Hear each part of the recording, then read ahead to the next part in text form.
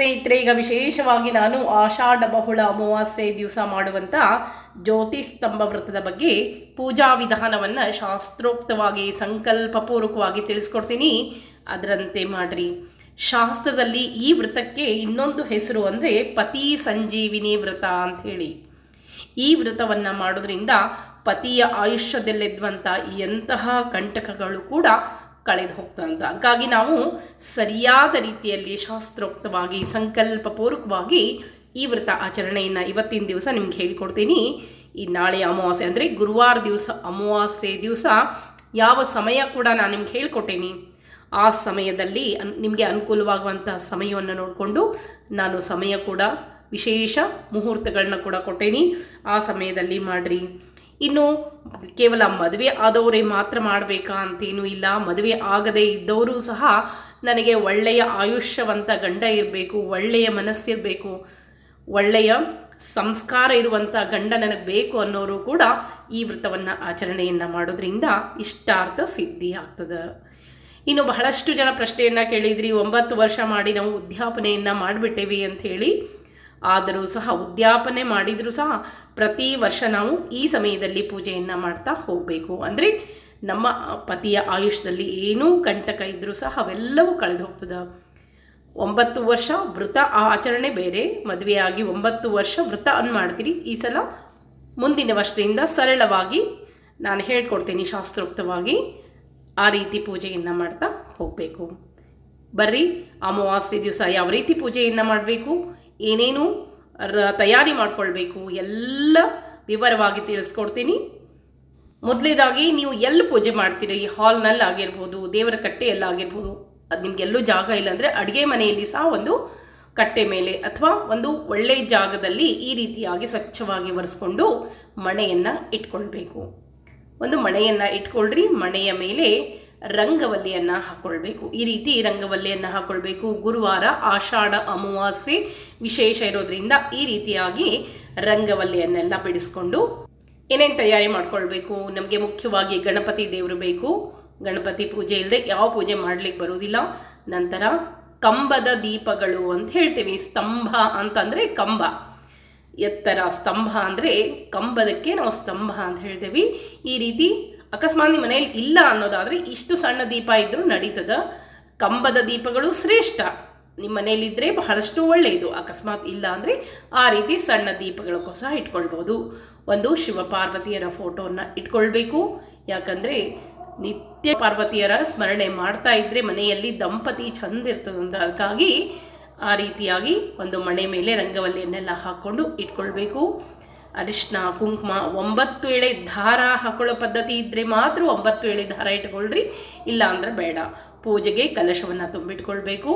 ಸಂಕಲ್ಪಕ್ಕೆ ನೀರಿಟ್ಕೊಳ್ಬೇಕು. ಜೊತೆಗೆ ಕೆಂಪು ಹೂಗಳು ಎಲ್ಲವನ್ನ ಇಟ್ಕೊಳ್ಬೇಕು. ಗಣಪತಿ ನೈವೇದ್ಯಕ್ಕೆ ಕೊಬ್ಬರಿ ಬಟ್ಲು, ಒಂದು ಪಂಚಫರಾಳ ಅಂತ ಹೇಳ್ತೇವೆ ಗಣಪತಿಗೆ. ಅಂದರೆ ಒಂದು 3-4 ಥರದ್ದು ಡ್ರೈ ಫ್ರೂಟ್ಸ್ ಎಲ್ಲ ಸೇರಿಸಿ ಇಟ್ಕೊಳ್ಬೇಕು. ಒಂದು ತಟ್ಟೆಯಲ್ಲಿ ಒಂದು ಪಾವ್ ಅಂತ ಹೇಳ್ತೇವೆ ನಾವು, ಅಂದರೆ ಒಂದು ಲೋಟ, ಒಂದು ಬೆಳ್ಳಿ ಲೋಟದಿಂದ ನಾನು ಅಕ್ಕಿಯನ್ನು ಇಟ್ಕೊಂಡಿನಿ. ನಿಮಗೆ 1 ಲೋಟ ಅಕ್ಕಿಯನ್ನು ಇಟ್ಕೊಂಡ್ರೆ ಸಾಕು. ಪೂರ್ಣ ಒಂದು ಲೋಟದಲ್ಲಿ ಅಕ್ಕಿಯನ್ನು ಇಟ್ಕೊಳ್ಬೇಕು. ಅದನ್ನು ನಾವು ತಟ್ಟೆಯಲ್ಲಿ ದೀಪಸ್ಥಾಪನೆಗೆ ಬಹಳಷ್ಟು ಮುಖ್ಯ ಇರ್ತದೆ. ಅದಕ್ಕಾಗಿ ಈ ರೀತಿಯಾಗಿ 1 ಲೋಟವನ್ನು ಅಳೆದು 1 ಲೋಟದಿಂದ ಅಕ್ಕಿಯನ್ನು ಇಟ್ಕೊಳ್ಬೇಕು. ನಂತರ ಈ ಅಕ್ಕಿಯನ್ನು ನೀವು ಅಡುಗೆಗೆ ಬಳಸ್ಬೋದು. ಅಂದರೆ ಪೂಜಾ ವಿಸರ್ಜನೆ ಆದಮೇಲೆ ಅಡುಗೆಗೆ ಬಳಸಬಹುದು. ಇನ್ನು ಹಾಲು ಹಣ್ಣು ಇಟ್ಕೊಳ್ಬೇಕು. ಯಾಕಂದರೆ ಪಂಚಾಮೃತ ಅಭಿಷೇಕ, ರುದ್ರದೇವರು ಈಶ್ವರ ಪೂಜೆ ಎಲ್ಲಿ ಇರ್ತದೋ ಅಲ್ಲೇ ರುದ್ರಾಭಿಷೇಕ, ಅಭಿಷೇಕಕ್ಕೆ ಮಹತ್ವ ಇರ್ತದೆ. ಪಂಚಾಮೃತಕ್ಕೆ ಮತ್ತು ಬಿಳಿ ಗೆಜ್ಜೆ ವಸ್ತ್ರ ಅಂತ ಹೇಳ್ತಿರ್ತೀನಿ. ಗಂಧವನ್ನು ನಾವು ಗಂಧವನ್ನು ತೆಗೆದ ತಕ್ಷಣ ಅದಕ್ಕೆ ಏನೂ ಹಾಕೋದಿಲ್ಲ. ಬರೀ ಬಿಳಿ ಗಂಧವನ್ನು ಮಾತ್ರ ತೆಗೆದಿರ್ತೇವಲ್ಲ, ಅದು ಶಿವನಿಗೆ ಅತ್ಯಂತ ಪ್ರಿಯ ಅಂಥೇಳಿ ಈ ರೀತಿ ಗಂಧವನ್ನು ತೆಗೆದು ಬಿಳಿ ಗಂಧವನ್ನು ಇಟ್ಕೊಳ್ಬೇಕು. ಬಿಳಿ ಗೆಜ್ಜೆ ವಸ್ತ್ರವನ್ನು ಕೂಡ ಇಟ್ಕೊಳ್ಬೇಕು. ಗಣಪತಿಗೆ 21+2, ಇನ್ನು ಶಿವನಿಗೆ 108+2 ಇಟ್ಕೊಳ್ಬಹುದು. ಇಲ್ದಿದ್ರೆ 20+2 ಗೆಜ್ಜೆ ವಸ್ತ್ರವನ್ನು ಇಟ್ಕೊಳ್ಬೇಕು. ಆ ದಿನ ವಿಶೇಷವಾಗಿ ಹೆಣ್ಣು ಮಕ್ಕಳು ಮಂಗಲ ಸ್ನಾನವನ್ನು, ಅಂದರೆ ಅರಿಶಿನ ಹಚ್ಕೊಂಡು ಎಣ್ಣೆ ಹಚ್ಕೊಂಡು ತಲೆ ಮೇಲೆ ಸ್ನಾನ ಮಾಡಬೇಕು. ಅಮಾವಾಸ್ಯೆ ಇದ್ದರೂ ಸಹ ತಿಥಿಗೆ ಆ ದಿನ ದೋಷ ಇರುವುದಿಲ್ಲ. ಯಾಕಂದರೆ ಹೆಣ್ಣು ಮಕ್ಕಳಿಗೆ ಸೌಭಾಗ್ಯ ವ್ರತ ಇರೋದ್ರಿಂದ ತಿಥಿ ಗೌಣ ಅಂತ ಹೇಳ್ತೇವೆ. ಆ ದಿನ ವಿಶೇಷವಾಗಿ ಹೆಣ್ಣು ಮಕ್ಕಳು ಸೌಭಾಗ್ಯ ಸ್ನಾನವನ್ನು ಮಾಡಿ ಮಣೆಯ ಮೇಲೆ ರಂಗವಲ್ಲಿಯನ್ನು ಹಾಕಿ 2 ದೀಪಗಳನ್ನು ಹಚ್ಚಿ ಇಟ್ಕೊಂಡು ಈಗ ಈ ರೀತಿಯಾಗಿ ದೀಪಸ್ಥಾಪನೆಗೆ ಧಾನ್ಯವನ್ನು ಹರಡಿ ಅಲ್ಲಿ ಒಂದು ನಾವು ಮಂಡಲವನ್ನು ಮಾಡ್ಕೊಳ್ಬೇಕಾಗ್ತದೆ. ಇದು ವಿಶೇಷ ಮಂಡಲ ಅಂತ ಹೇಳ್ತೀವಿ, ಶಿವಪಾರ್ವತಿಯರ ಸಮ್ಮಿಲನ ಅಂಥೇಳಿ. ಅದಕ್ಕಾಗಿ ಈಗ ಒಂದು ಮಂಡಲವನ್ನು ಬರೀತೀನಿ ಕುಂಕುಮದಿಂದ. ಧಾನ್ಯವನ್ನು ಹರಡಿದ ಮೇಲೆ ನಾವು ಕುಂಕುಮವನ್ನು ತೆಗೆದುಕೊಳ್ಬೇಕು. ಆ ಕುಂಕುಮದಿಂದ ನೀಟಾಗಿ ಒಂದು ಈ ರೀತಿಯಾಗಿ ನಾವು ನಂತರ ಇದನ್ನು ಅಕ್ಕಿಯನ್ನು ತೊಳೆದು ನೀವು ವಿಸರ್ಜನೆ ಆದಮೇಲೆ ಅಡುಗೆಗೆ ಬಳಸ್ಬೋದು. ಬಹಳಷ್ಟು ಜನ ಮತ್ತೆ ಪ್ರಶ್ನೆ ಕೇಳ್ತೀರಿ, ಸರಿಯಾಗಿ ವಿಡಿಯೋ ನೋಡ್ರಿ. ಈ ರೀತಿಯಾಗಿ ಒಂದು ಓಂಕಾರ ಸ್ವರೂಪವನ್ನು ಇಲ್ಲಿ ಮಾಡ್ಕೊಳ್ಬೇಕು. ಶಿವನ ಸ್ವರೂಪ ಅಂಥೇಳಿ ಇಲ್ಲಿ ಒಂದು ಶ್ರೀಕಾರವನ್ನು ಹಾಕ್ಕೊಳ್ಬೇಕು. ಶಿವನ ತೊಡೆಯ ಮೇಲೆ ಪಾರ್ವತಿಯ ಆಸನ ಅಂತ ಹೇಳ್ತೀವಿ. ಅದಕ್ಕಾಗಿ ಓಂಕಾರ ಸ್ವರೂಪನಾದಂಥ ಪರಶಿವನಲ್ಲಿ ಪಾರ್ವತಿ ಇರ್ತಾಳೆ. ಅದಕ್ಕಾಗಿ ಓಂಕಾರವನ್ನು ಬರೆದು ಮಧ್ಯದಲ್ಲಿ ಹಳದಿಯನ್ನು ಹಾಕಬೇಕು, ಅಂದರೆ ಅರಿಶಿನ ಕುಂಕುಮವನ್ನು ಈ ರೀತಿ ಮಂಡಲವನ್ನು ಬರ್ಕೊಳ್ಬೇಕು. ಈ ಮಂಡಲದಲ್ಲಿ ನಾವು ಶಿವಪಾರ್ವತಿಯನ್ನು ಆಹ್ವಾನ ಮಾಡ್ಕೊಳ್ಬೇಕಾಗ್ತದೆ. ಅದಕ್ಕಾಗಿ ಈ ಮಂಡಲ ಬಹಳಷ್ಟು ವಿಶೇಷತೆಯನ್ನು ಪಡೆದದ. ಈಗ ಈ ಮಂಡಲದಲ್ಲಿ ಈ ತಟ್ಟೆಯನ್ನು ಪೀಠದ ಮೇಲೆ ಸ್ಥಾಪನೆಯನ್ನು ಮಾಡ್ಕೊಳ್ಬೇಕು. ಆಧಾರ ಶಕ್ತಿ ನಮಃ, ಅನಂತಾಯ ನಮಃ, ಕೂರ್ಮಾಯ ನಮಃ, ಸ್ವರ್ಣಸಿಂಹಾಸನಾಯ ನಮಃ, ರತ್ನಸಿಂಹಾಸನಾಯ ನಮಃ ಅಂಥೇಳಿ ಪೀಠದ ಮೇಲೆ ಇಟ್ಟು ಈ ದೀಪದಲ್ಲಿ ಈಗ ಎಣ್ಣೆ ಅಥವಾ ತುಪ್ಪ ನಿಮಗೇನು ಅನುಕೂಲ ಇರ್ತದೋ ಅದನ್ನು ಹಾಕಬೇಕು. ಈ ದೀಪ ನಮಗೆ ರಾತ್ರಿ ಮಲಗುವವರೆಗೂ ಇರಬೇಕು. ನಂತರ ಶಾಂತ ಆದ್ರೆ ನಡೀತದೆ. ಇದಕ್ಕೆ ತುಪ್ಪ ಹಾಕ್ತಿರೋ ಎಣ್ಣೆ ಹಾಕ್ತಿರೋ ನಿಮಗೆ ಬಿಟ್ಟಿದ್ದು. ಎಣ್ಣೆ ಹಾಕೋದಾದರೆ ಎಳ್ಳೆಣ್ಣೆ ಹಾಕ್ರಿ, ತುಪ್ಪ ಹಾಕೋದಾದರೆ ಒಳ್ಳೆಯ ತುಪ್ಪವನ್ನು ನೋಡಿ ಹಾಕ್ರಿ. ಆಪೋ ವಾ ಇದಗಂ ಸರ್ವಂ ವಿಶ್ವಭೂತಾನ್ಯಾಪಃ, ಪ್ರಾಣಾ ವಾ ಆಪಃ ಪಶವ ಆಪೋನ್ನಮಾಪೋ ಮೃತಮಾಪ ಸಮ್ರಾಡಾಪೋ ವಿರಾಡಾಪ ಸ್ವರಾಡಾಪ ಛಂದಾಗಶಾಪ ಜ್ಯೋತಿಗಂ ಶಾಪೋ. ಪತಿ ಪತ್ನಿಯರ ಬಾಳು ಬಂಗಾರ ಆಗಲಿ ಅಂಥೇಳಿ ದೀಪದಲ್ಲಿ ಶಿವಪಾರ್ವತಿಯರ ಆಹ್ವಾನ ಮಾಡ್ಕೊಂಡ್ವಿ. ಈಗ ಈ ಒಂದು ದೀಪವನ್ನು ಮೊದಲು ಬಲಗಡೆ ದೀಪವನ್ನು ಸ್ಥಾಪನೆ ಮಾಡಬೇಕು. ಯಾವಾಗಲೂ ಬಲಗಡೆ ದೀಪ ಅಂದರೆ ದೇವರ ಬಲಗಡೆ. ನಾವು ನಮ್ಮ ಎಡಗಡೆ, ನಾವು ಎದರಲ್ಲಿ ನಿಂತಾಗ ನಮಗೆ ಎಡಗಡೆ ಬರ್ತದೆ. ಈಗ ದೇವರ ಬಲಭಾಗದಲ್ಲಿ ಪ್ರಥಮ ದೀಪ ಬಲಭಾಗದಲ್ಲಿ ಇರಬೇಕು. ನಂತರ ಎಡಭಾಗದ ದೀಪವನ್ನು ಇಡಬೇಕು. ಯಾಕಂದರೆ ಮೊನ್ನೆ ಎಡಭಾಗ ಬಲಭಾಗ ಅಂತ ಬಹಳಷ್ಟು ಜನ ಪ್ರಶ್ನೆಯನ್ನು ಕೇಳಿದ್ರಿ. ಸರಿಯಾಗಿ ಅರ್ಥ ಮಾಡ್ಕೊಳ್ರಿ, ದೇವರ ಬಲಭಾಗವೇ ನಮಗೆ ಮುಖ್ಯ ಅಂಥೇಳಿ. ಈಗ 2 ದೀಪಗಳನ್ನು ನಾವು ಸ್ಥಾಪನೆಯನ್ನು ಮಾಡಿದ್ವಿ. ದೀಪಸ್ಥಾಪನಕ್ಕೆ ಬಹಳಷ್ಟು ಮಹತ್ವದ ಎಚ್ಚರಿಕೆಯಿಂದ ದೀಪ ಹಚ್ಚಿಟ್ಕೊಂಡೇ ಅಲ್ಲಿ ಸ್ಥಾಪನೆಯನ್ನು ಮಾಡಿಕೊಳ್ಬೇಕು. ದೀಪದಲ್ಲಿ ಶಿವಪಾರ್ವತಿಯರನ್ನು ಆಹ್ವಾನ ಮಾಡ್ಕೊಂಡ್ವಿ. ಈಗ ಸಂಕಲ್ಪ ಬಹಳ ಮಹತ್ವದ್ದು. ಕೈಯಲ್ಲಿ ಅಕ್ಷತೆ, ತಾಂಬೂಲ, ಒಂದು ಹೂ ಇಟ್ಕೊಳ್ಬೇಕು ಮತ್ತು ದಕ್ಷಿಣೆಯನ್ನು ಇಟ್ಕೊಳ್ಬೇಕು.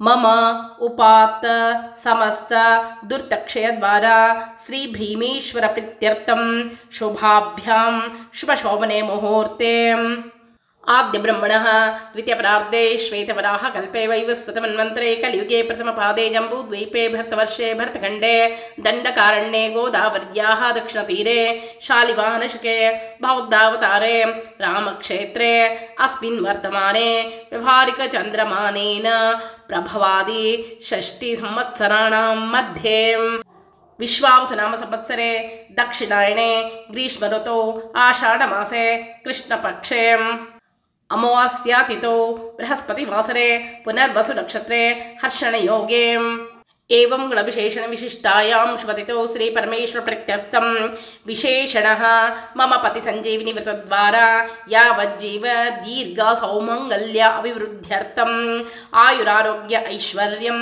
सुख संतान सौभाग्य भाग्य अभिवृद्ध्यर्थं शुभ फलावाप्त्यर्थं इष्टार्थ सिद्ध्यर्थं भीमेश्वर अमावास्या प्रयुक्त पति संजीवनी व्रतांगत्वेन श्री उमा महेश्वर देवतामुद्दिश्य श्री उमा महेश्वर देवता प्रीत्यर्थं कल्पोक्त प्रकारेण यावच्छक्ति ध्यानावनादि षोडशोपचार पूजां करिष्ये तदंगम कलशाराधनं करिष्ये ಅಂತ ಹೇಳಿ ಆ ಒಂದು ಇದಕ್ಕೆ ನೀರು ಹಾಕ್ಕೊಂಡು ಏನು ಕಲಶಕ್ಕೆ ಸಂಕಲ್ಪಕ್ಕೆ ನೀರು ಇಟ್ಕೊಂಡಿರ್ತಿರಲ್ಲ ಆ ನೀರು ಹಾಕ್ಕೊಂಡು ಆ ಕೆಳಗಡೆ ಬಿಡಬೇಕು. ಕೆಳಗಡೆ ಯಾವಾಗಲೂ ಒಂದು ತಟ್ಟೆಯನ್ನು ಇಟ್ಕೊಳ್ಬೇಕು. ಕಲಶ ಘಂಟ ಪೂಜೆಯನ್ನು ಮಾಡಿ ನಂತರ ಗಣಪತಿ ಪೂಜೆಯನ್ನು ಮಾಡಿಕೊಳ್ಬೇಕು. ಓಂ ಗಣನಾನ್ತ್ವಾಂ ಗಣಪತಿಂ ಹವಾಮಹೇ ಕವಿಂ ಕವಿನಾಪವಶ್ವಸ್ತ್ವಂ ಜ್ಯೇಷ್ಠರಾಜಂ ಬ್ರಾಹ್ಮಣಾಂ ಬ್ರಾಹ್ಮಣಸ್ಥ ಆನಶ್ವನ್ನೋತಿಭಿ ಸೀದಸಾದನಂ. ಸಿದ್ಧಿಬುದ್ಧಿ ಸಹಿತ ಶ್ರೀಮನ್ ಮಹಾದೇವತಾಭ್ಯೋ ನಮಃ ಅಂಥೇಳಿ ಆಹ್ವಾನಾರ್ಥ ಅಕ್ಷತಾಂ ಸಮರ್ಪಯಾಮಿ. ಆಸನ ಹಾಕಬೇಕು. ನಂತರ ಗಣಪತಿ ಪೂಜೆಯನ್ನು ಮಾಡಿ 21+2 ಗೆಜ್ಜೆ ವಸ್ತ್ರವನ್ನು ಇರಿಸಬೇಕು. ಗಣಪತಿಗೆ ಕೆಂಪು ಇರಿಸಬೇಕು, ಕರಿಕಿ ಪತ್ರಿಯನ್ನು ಇರಿಸಬೇಕು. ಗಣಪತಿ ಪೂಜೆಯನ್ನು ಮಾಡಿಕೊಂಡು ಶ್ರೀಮನ್ಮಹಾ ಗಣಪತಿ ದೇವತಾಭ್ಯೋ ನಮಃ ಸುಪ್ರಸನ್ನೋ ವರದೋ ಭವತು ಅಂಥೇಳಿ ಹೂವು ಅಕ್ಷತೆ ಎಲ್ಲ ಏರಿಸಿ ದೇವರಿಗೆ ಈ ಗಣಪತಿ ಪ್ರಸಾದನ್ನ ಮಕ್ಕಳಿಗೆ ಕೊಡಬಾರ್ದು, ನೀವು ಮಾತ್ರ ತಿನ್ನಬಹುದು. ಈಗ ಶಿವಪಾರ್ವತಿಯರಿಗೆ ಕೈ ಮುಗಿದು ಧ್ಯಾನವನ್ನು ಮಾಡ್ಕೊಳ್ಬೇಕು. ಪೀಠಂ ಯಸ್ಯ ಧರಿತ್ರಿ ಜಲಧರ ಕಲಶಂ ಲಿಂಗಂ ಆಕಾರ ಮೂರ್ತಿಂ ನಕ್ಷತ್ರಂ ಪುಷ್ಪಮಾಲಾಂ ಗ್ರಹಣ ಕುಸುಮಂ ನೇತ್ರಚಂದ್ರಾರ್ಕವನ್ಹಿಂ ಕುಕ್ಷಿಂ ಸಪ್ತ ಸಮುದ್ರಂ ಭುಜಗಿರಿಶಿಖರಂ ಸಪ್ತ ಪಾತಾಳಪಾದಂ ವೇದಂ ವಕ್ತ್ರಂ ಷಡಂಗಂ ದಶದಿಶವದನಂ ದಿವ್ಯಲಿಂಗಂ ನಮಾಮಿ ಇತಿ ಧ್ಯಾನಂ ಸಮರ್ಪಯಾಮಿ. ಈಗ ಬಹಳ ಮಹತ್ವದ್ದು ಅಂದರೆ ಆಹ್ವಾನ. ದೀಪದಲ್ಲಿ ಶಿವಪಾರ್ವತಿಯರನ್ನ ಆಹ್ವಾನ ಮಾಡಿಕೊಳ್ಬೇಕು. ಅದಕ್ಕಾಗಿ ನಿಮ್ಮ ಎಡಗೈಯನ್ನು ಹೃದಯದ ಮೇಲೆ ಇಟ್ಕೊಳ್ಬೇಕು, ಬಲಗೈಯನ್ನು ದೀಪವನ್ನು ಮುಟ್ಟಬೇಕು. ನಾ ಮಂತ್ರವನ್ನು ಹೇಳ್ತೀನಿ, ನೀವು ಮನಸ್ಸಿನಲ್ಲಿ ಶಿವಪಾರ್ವತಿಯರನ್ನ ಆಹ್ವಾನ ಮಾಡ್ಕೊಳ್ಬೇಕು. ಇದು ಮಹತ್ವದ್ದು ಅಂತ ಹೇಳ್ತೀವಿ. ನಾವು ಯಾವುದೇ ಪೂಜೆ ಮಾಡಲಿ ಆಹ್ವಾನ ಬಹಳ ಮಹತ್ವ ಇರ್ತದೆ. ಅತ್ರ ಗಚ್ಚ ಮಹಾದೇವ ಭೀಮೇಶ್ವರ ಜಗತ್ಪತೆ ಜ್ಯೋತಿರ್ಮಯೋ ಮಯಾ ಸಾರ್ಧಂ ದೀಪೇ ಸನ್ನಿಹಿತೋ ಭವ ಸ್ವಾಮಿನ್ ಸರ್ವ ಜಗನ್ನಾಥ ಯಾವತ್ ಪೂಜಾವಸಾನಗಂ ತಾವತ್ವಂ ಪ್ರೀತಿಭಾವೇನ ದೀಪೇಸ್ಮಿನ್ ಸನ್ನಿಧಿಂ ಕುರು. ಶ್ರೀ ಉಮಾಮಹೇಶ್ವರ ದೇವತಾಭ್ಯೋ ನಮಃ. ಆಹ್ವಾನಂ ಸಮರ್ಪಯಾಮಿ. 3 ಸಲ ಅಕ್ಷತೆಯನ್ನು ಹಾಕಬೇಕು. ದೀಪದ ಪಾದದಲ್ಲಿ, ದೀಪದ ಮೇಲೆ ಹಾಕಬಾರ್ದು. ದೀಪ ಯಾವುದೇ ಕಾರಣಕ್ಕೂ ದೀಪ ಶಾಂತ ಆಗಬಾರ್ದು ಪೂಜೆಯನ್ನು ಮಾಡಬೇಕಾದ್ರೆ. ಯಾಕಂದರೆ ಇಲ್ಲಿ ಶಿವಪಾರ್ವತಿಯರನ್ನ ಆಹ್ವಾನ ಮಾಡ್ಕೊಂಡೇವಿ. ಶಿವಪಾರ್ವತಿಯರನ್ನ ಆಹ್ವಾನ ಅಂದರೆ ಒಳಗೆ ಬರ್ರಿ ಅಂತ ಕೂಡಿಸ್ಕೊಂಡ್ಬಿಟ್ಟಿರಿ. ಈಗ ಅವ್ರಿಗೆ ಆಸನವನ್ನು ಹಾಕಬೇಕು. ಅಂದರೆ ಒಂದು ಮಣಿ ಇಟ್ಟೀನಿ ಅಂತ ಹೇಳಿ ಆ ಮಣಿ ಮೇಲೆ ಅಕ್ಷತೆಯನ್ನು ಹಾಕಬೇಕು. ಅನೇಕ ರತ್ನ ಸಂಯುಕ್ತಂ ಸೌವರ್ಣಂ ಮನೋಹರಂ ಸಿಂಹಾಸನಂ ಪ್ರದಸ್ಯಾಮಿ ಗೃಹೀತ್ವಾ ಪರಮೇಶ್ವರ. ಶ್ರೀ ಪಶುಪತೇ ನಮಃ. ಶ್ರೀ ಗೌರಿ ದೇವತಾಭ್ಯ ನಮಃ. ಸಿಂಹಾಸನಂ ಸಮರ್ಪಯಾಮಿ. ಆ ದೀಪ ಇಟ್ಟಿರಲ್ಲ, ಆ ದೀಪ ಅಕ್ಷತೆಯನ್ನು ಹಾಕಿ ದೀಪ ಇಟ್ಟಿರಲ್ಲ, ಆ ಮಣಿಗೆ ಸ್ವಲ್ಪ ಅಕ್ಷತೆಯನ್ನು ಹಾಕಿ ನಂತರ ಒಂದು ಹೂವನ್ನು ತೆಗೆದುಕೊಂಡು ಬಂದಂಥ ಅತಿಥಿಗೆ, ಅವ್ರಿಗೆ ಶಿವಪಾರ್ವತಿಯರಿಗೆ ಕಾಲಿಗೆ ನೀರು. ಸರ್ವಾಧಾರ ಜಗದ್ವಂದ್ಯ ಸರ್ವ ವಿಶ್ವಾಮಹೇ ಮಹೇಶ್ವರಂ ಪಾದ್ಯಂ ಗ್ರಹಣ ವಿಶ್ವಾತ್ಮ ಭಕ್ತ್ಯಾ ದತ್ತಂ ಮಯಾ ಪ್ರಭೋ. ಶ್ರೀ ರುದ್ರದೇವತಾಭ್ಯ ನಮಃ. ಶ್ರೀ ಗೌರಿ ದೇವತಾಭ್ಯ ನಮಃ. ಪಾದಯೋ ಪಾದ್ಯಂ ಸಮರ್ಪಯಾಮಿ. ಕಾಲು ತೊಳಿಲಿಕ್ಕೆ ನೀರು ಅಂಥೇಳಿ ಒಂದ್ಸಲ ಪ್ರೋಕ್ಷಣೆ ಮಾಡಿರಿ. ಇನ್ನೊಂದ್ಸಲ ಮತ್ತೆ ಹೂವನ್ನು ಆ ಕಲಶದಲ್ಲಿ ಎತ್ಕೊಳ್ರಿ. ಅರ್ಘ್ಯಂ ನಮಸ್ತೆ ಜಗದಾಧಾರ ಶರಣಾಕ್ತ ವತ್ಸಲ ಅರ್ಘ್ಯಂ ಚ ಅರ್ಘ್ಯ ವರದವ ದಾಸ್ಯಾಮಿ ಪ್ರತಿಗೃಹ್ಯತಾಂ. ಶ್ರೀ ಭೀಮೇಶ್ವರ ದೇವತಾಭ್ಯೋ ನಮಃ. ಗೌರಿ ಸಮೇತ ಭೀಮಾಯ ನಮಃ. ಅರ್ಘ್ಯಂ ಸಮರ್ಪಯಾಮಿ ಅಂಥೇಳಿ ಪಾದಯೋ ಪಾದ್ಯಂ ಸಮರ್ಪಯಾಮಿ. ಹಸ್ತಯೋ ಕೈ ತೊಳ್ಕೊಳ್ಳಿಕ್ಕೆ ನೀರು. ನೀವು ಬಂದಂಥ ಅತಿಥಿಗಳಿಗೆ ನಾವು ಕಾಲು ತೊಳಿಸ್ತೇವೆ, ಕೈ ತೊಳಿಸ್ತೇವೆ. ನಂತರ ಆಚಮನೀಯಂ ಮತ್ತೊಂದು ಹೂವನ್ನು ಪ್ರೋಕ್ಷಣೆ ಮಾಡಿ ತ್ರ್ಯಂಬಕಂ ನಮಸ್ತೆ ಸೋ ನಮಸ್ತೆ ಲೋಕನಾಯಕ ಗ್ರಹಾಣಾಚಮನಂ ದೇವ ಸ್ವೀಕುರುಷ್ವ ಸದಾಶಿವೋ. ಶ್ರೀಂ ಅಘೋರಾಯ ನಮಃ. ಗೌರಿ ದೇವತಾಭ್ಯ ನಮಃ. ಆಚಮನೀಯಂ ಅಂದರೆ ಕುಡಿಲಿಕ್ಕೆ ನೀರು. ಈಗ ಅವರನ್ನು ಕರೆದ್ರಿ, ಕಾಲು ತೊಳೆದ್ರಿ, ಕೈ ತೊಳಿಲಿಕ್ಕೆ ನೀರು ಕೊಟ್ರಿ, ಕುಡಿಲಿಕ್ಕೆ ನೀರು ಕೊಟ್ರಿ. ಈಗ ಪಂಚಾಮೃತ ಅಭಿಷೇಕ. ಬಾಳೆಹಣ್ಣು, ಹಾಲು, ಮೊಸರು, ಜೇನುತುಪ್ಪ, ಸಕ್ರೆ ಎಲ್ಲ ಒಂದ್ರಾಗ ಸೇರಿಸ್ಕೊಳ್ಬೇಕು. ಪಯೋದಧಿ ಘೃತಂ ಚೈವ ಶರ್ಕರಾಮಯು ಸಂಯುತಂ ಪಂಚಾಮೃತೇನ ಸ್ನಪನಂ ಸ್ವೀಕುರುಷ್ವ ಸದಾಶಿವ. ಶ್ರೀ ಶಂಭುವೇ ನಮಃ. ಶ್ರೀ ಗೌರಿ ದೇವತಾಭ್ಯೋ ನಮಃ. ಪಂಚಾಮೃತ ಸ್ನಾನಂ ಸಮರ್ಪಯಾಮಿ. ಒಂದು ಹೂವನ್ನು ಪ್ರೋಕ್ಷಣೆ ಮಾಡಬೇಕು. ಪಂಚಾಮೃತದಲ್ಲಿ ಅದ್ದಿ ಆ ದೀಪದ ಪಾದಗಳಿಗೆ ಮಾಡಬೇಕು. ದೀಪಕ್ಕೆ ಮಾಡಬಾರ್ದು, ದೀಪ ಶಾಂತ ಆಗಬಾರ್ದು. ಅದಕ್ಕಾಗಿ ಆ ದೀಪದ ಒಂದು ಪಾದಗಳಿಗೆ ಪ್ರೋಕ್ಷಣೆ ಮಾಡಬೇಕು. ನಂತರ ಶುದ್ಧೋದಕ ಸ್ನಾನಂ ಅಂಥೇಳಿ ಮತ್ತೆ ಮಾಡಿ ಆ ಪಂಚಾಮೃತವನ್ನು ನೈವೇದ್ಯ ಮಾಡಬೇಕು. ಶುದ್ಧೋದಕ ಸ್ನಾನಂ ಸಮರ್ಪಯಾಮಿ ಅಂತೇಳಿ ಮತ್ತೆ ಹೂ ತಗೊಂಡು ಆ ಪಾದಗಳಿಗೆ, ಅದರ ದೀಪದ ಪಾದಗಳಿಗೆ ಪ್ರೋಕ್ಷಣೆಯನ್ನು ಮಾಡಿ ವಸ್ತ್ರಂ ಸಮರ್ಪಯಾಮಿ. ಈಗ ಗೆಜ್ಜೆ ವಸ್ತ್ರ ಇರಿಸಬೇಕು. 20 + 2 ಗೆಜ್ಜೆ ವಸ್ತ್ರ, ಇಲ್ಲ 108 + 2 ಗೆಜ್ಜೆ ವಸ್ತ್ರ. ನಿಮ್ಗೆ ಯಾವ್ದು ಅನುಕೂಲನೋ ಆ ವಸ್ತ್ರವನ್ನು ಇರಿಸಬೇಕು. ಅಭಿವಸ್ತ್ರಂ ಶ್ರೀ ಕಲಾಧರಾಯ ನಮಃ ವಸ್ತ್ರಯುಗ್ಮಂ ಸಮರ್ಪಯಾಮಿ. ಗೆಜ್ಜೆ ವಸ್ತ್ರವನ್ನು ಇಲ್ಲಿ ಗೆಜ್ಜೆ ವಸ್ತ್ರವನ್ನು ಇರಿಸುವಾಗ ಎರಡೂ ಕಡೆ ದೀಪ ಇರ್ತದೆ. ಸರಿಯಾಗಿ ಗೆಜ್ಜೆ ವಸ್ತ್ರಕ್ಕೆ ಯಾವುದೇ ಒಂದು ದೋಷ ಬರಲಾರ್ದ ಹಾಗೆ, ಅಂದರೆ ಸುಡಲಾರ್ದ ಹಾಗೆ ಗೆಜ್ಜೆ ವಸ್ತ್ರವನ್ನು ನೀಟಾಗಿ ಇರಿಸ್ರಿ. ಗೆಜ್ಜೆ ವಸ್ತ್ರ ದೀಪಕ್ಕೆ ತಾಗಬಾರ್ದು, ಆ ರೀತಿಯಾಗಿ ಗೆಜ್ಜೆ ವಸ್ತ್ರವನ್ನು ನೀಟಾಗಿ ಇರಿಸ್ರಿ. ವಸ್ತ್ರಂ ಸಮರ್ಪಯಾಮಿ, ಉಪವೀತಂ ಸಮರ್ಪಯಾಮಿ ಅಂತ ಹೇಳಿ ಅಕ್ಷತೆಯನ್ನು ಹಾಕ್ರಿ. ಗಂಧಂ ಸಮರ್ಪಯಾಮಿ, ಗಂಧವನ್ನು ಹಚ್ಚಬೇಕು. ಗಂಧವನ್ನು ಎಲ್ಲಿ ಹಚ್ಚಬೇಕು? ನಾವು ಹೂ ಇರಿಸೇನಿಲ್ಲ ಅಲ್ಲಿ ನೋಡಿ, ಅಲ್ಲಿ ಗಂಧವನ್ನು ಹಚ್ಚಬೇಕು. ದೀಪದ ಮೇಲ್ಭಾಗ ಇದ್ದರೆ ದೀಪದ ಮೇಲ್ಭಾಗಕ್ಕೆ ಕೂಡ ಗಂಧವನ್ನು ಹಚ್ಚಬೇಕು. ನಂತರ ಗಂಧಂ ಸಮರ್ಪಯಾಮಿ, ಅಕ್ಷತಾಂ ಸಮರ್ಪಯಾಮಿ, ಹರಿದ್ರಾಂ ಸಮರ್ಪಯಾಮಿ, ಕುಂಕುಮಂ ಸಮರ್ಪಯಾಮಿ, ಆಭರಣಂ ಸಮರ್ಪಯಾಮಿ. ಅಕ್ಷತೆಯನ್ನು ಹಾಕಬೇಕು. ನಂತರ ಹರಿದ್ರಾಚೂರ್ಣಂ ಸಮರ್ಪಯಾಮಿ, ಪುಷ್ಪಾಣಿಂ ಜಾಜಿ ಪುನ್ನಾಗ ಮಂದಾರೈಃ ಕೇತಿಕಿ ಚಂಪಕಾನಿ ಚ ಮಯಾ ರತಾನಿ ಪುಷ್ಪಾಣಿ ಗ್ರಹಾಣ ಪರಮೇಶ್ವರ. ಶ್ರೀ ಚಂದ್ರಶೇಖರಾಯ ನಮಃ, ಶ್ರೀ ಗೌರಿ ದೇವತಾಭ್ಯೋ ನಮಃ. ನಾನಾ ಪುಷ್ಪಾಣಿಂ ಸಮರ್ಪಯಾಮಿ. ಈಶ್ವರನಿಗೆ ದ್ರೋಣ ಪುಷ್ಪ ಅಂತ ಹೇಳ್ತೀವಿ, ಅಂದರೆ ತುಂಬೆ ಹೂ ಅಂಥೇಳಿ ಶಿವನಿಗೆ ಅತ್ಯಂತ ಪ್ರಿಯವಾದದ್ದು. ಇದು ನಮ್ಮ ಮನೆಯಲ್ಲಿದೆ. ಈಗ ಮಧ್ಯಾಹ್ನ ಹೊತ್ತು ನಾನು ತೆಗೆಯೋದಿಲ್ಲ, ಅದಕ್ಕೆ ತೋರಿಸೋದಿಲ್ಲ ನಿಮಗೆ ಇರಿಸಿದ್ದು. ಎಲ್ಲ ತರಹದ ಹೂಗಳನ್ನು ಶಿವನಿಗೆ ಇರಿಸಬೇಕು, ಬಿಳಿ ಹೂಗಳನ್ನು. ಅದರಲ್ಲೂ ಈ ತುಂಬೆ ಹೂ ಸಿಕ್ಕರೆ ತೆಗೆದಿಟ್ಕೊಳ್ರಿ. ನಂತರ ಬಿಲ್ವಪತ್ರೆ ಅತ್ಯಂತ ಶ್ರೇಷ್ಠ ಅಂತ ಹೇಳ್ತೀವಿ. ಬಿಲ್ವಪತ್ರೆ ಕೂಡ ಫ್ರೆಶ್ ಆಗಿರುವಂಥ ಒಂದಿಷ್ಟು ಬಿಲ್ವಪತ್ರೆ ಇದ್ರೂ ಸಾಕು. ನಂತರ ಓಂ ಮಹಾದೇವಾಯ ನಮಃ ಮಲ್ಲಿಕಾ ಪುಷ್ಪಂ ಸಮರ್ಪಯಾಮಿ, ಓಂ ಭವಾಯ ನಮಃ ಮಾಲತಿ ಪುಷ್ಪಂ ಸಮರ್ಪಯಾಮಿ, ಓಂ ಕರುಣಾಕರಾಯ ನಮಃ ಕಮಲ ಪುಷ್ಪಂ ಸಮರ್ಪಯಾಮಿ, ಓಂ ಕುಮಾರ್ ಗುರುವೇ ನಮಃ ಮರುಕ ಪುಷ್ಪಂ ಸಮರ್ಪಯಾಮಿ, ಓಂ ಗಿರಿಜಾಪತಿ ನಮಃ ಗಿಣಿಕರ್ಣಿಕಾ ಪುಷ್ಪಂ ಸಮರ್ಪಯಾಮಿ, ಓಂ ದ್ರೋಣಪ್ರಿಯಾಯ ನಮಃ ದ್ರೋಣ ಪುಷ್ಪಂ ಸಮರ್ಪಯಾಮಿ, ಓಂ ಕರಿಚರ್ಮಧರಾಯ ನಮಃ ಕರವೀರ ಪುಷ್ಪಂ ಸಮರ್ಪಯಾಮಿ, ಓಂ ಶ್ರೀ ಶಂಕರಾಯ ನಮಃ ಪುಷ್ಪಂ ಪೂಜಾಂ ಸಮರ್ಪಯಾಮಿ ಅಂಥೇಳಿ 9 ನಾಮಗಳಿಂದ ಬಿಲ್ವಪತ್ರೆಯನ್ನು ಇರಿಸಬೇಕು. ನಾವು 9 ನಾಮಗಳನ್ನ ಹೇಳ್ತೀನಿ. ಓಂ ಭವಾಯ ನಮಃ, ಓಂ ಶಿವಾಯ ನಮಃ, ಓಂ ತ್ರಿಪ್ರಜ್ಞಾಯ ನಮಃ, ಓಂ ತ್ರಿಲೋಕೇಶ್ವರಾಯ ನಮಃ, ಓಂ ಮಹಾದೇವಾಯ ನಮಃ, ಓಂ ದುರ್ವಾಸವಂದಿತಾಯ ನಮಃ, ಓಂ ಮಣಿಗಣ ಸಂಸೇವ್ಯಾಯ ನಮಃ, ಓಂ ಅಕ್ಷಯಾಯ ನಮಃ, ಓಂ ದುಷ್ಟದೂರಾಯ ನಮಃ, ಓಂ ಶ್ರೀ ಶಂಕರಾಯ ನಮಃ ಅಂಥೇಳಿ 9 ಬಿಲ್ವಪತ್ರೆಗಳನ್ನು ವಿಶೇಷವಾಗಿ ಆ ದಿನ ಇರಿಸಬೇಕು. ಇನ್ನು ನಿಮ್ಮ ಮನೆಯೊಳಗೆ 9 ಎಳೆ ದಾರವನ್ನು ಹಾಕ್ಕೊಳ್ಳೋದು ಪದ್ಧತಿ ಇದ್ದರೆ 9 ಎಳೆ ದಾರವನ್ನು ಇಟ್ಕೊಳ್ಬೇಕು. ಓಂ ಭವಾಯ ನಮಃ, ಶಿವಾಯ ನಮಃ, ರುದ್ರಾಯ ನಮಃ, ಪಶುಪತೇ ನಮಃ, ಉಗ್ರಾಯ ನಮಃ, ಮಹೇಶ್ವರಾಯ ನಮಃ, ಭೀಮಾಯ ನಮಃ, ಓಂ ಈಶ್ವರಾಯ ನಮಃ, ಉಮಾಮಹೇಶ್ವರಾಯ ನಮಃ ಅಂಥೇಳಿ 9 ಎಳೆ ದಾರಗಳನ್ನ ಇಟ್ಕೊಂಡು ಆ ದಾರಕ್ಕೆ ಪೂಜೆಯನ್ನು ಮಾಡಬೇಕು. ನಂತರ ಶಿವನಿಗೆ ಅಷ್ಟೋತ್ತರ ಶತನಾಮಗಳನ್ನ ನಾನು ವಿಡಿಯೋ ಕೆಳಗೆ ಹಾಕಿರ್ತೀನಿ ಹೇಳ್ತಾ ತಿಲ ಅಕ್ಷತೆಯನ್ನು ಮಾಡ್ಕೊಂಡಿದ್ರೆ ತಿಲ ಅಕ್ಷತೆಯನ್ನು ಸಹ ಏರಿಸಿದರೆ ಬಹಳಷ್ಟು ಶ್ರೇಷ್ಠ ಅಂತ ಹೇಳ್ತೇವೆ. ನಂತರ ಶಿವಪಾರ್ವತಿಯರಿಗೆ ಆರತಿಯನ್ನು ಮಾಡಬೇಕು. ಬಾಲಚಂದ್ರಾಧರ ಗಭಕುತ ಜನ ಪೋಷಗ ಲೋಲ ಪಾರ್ವತಿ ಮನೋಹರ ಸಾಂಪಗ ನೀಲಗಂಧರ ನಿಗಮ ಭವ್ಯ ಮಹಾದೇವಗ ಕಾಲಹರ ಕಲ್ಪಾಂತ ಮಹಾರುದ್ರಗ ನಮೋ ಜಯ ಮಂಗಲಂ ನಿತ್ಯ ಶುಭ ಮಂಗಲಂ.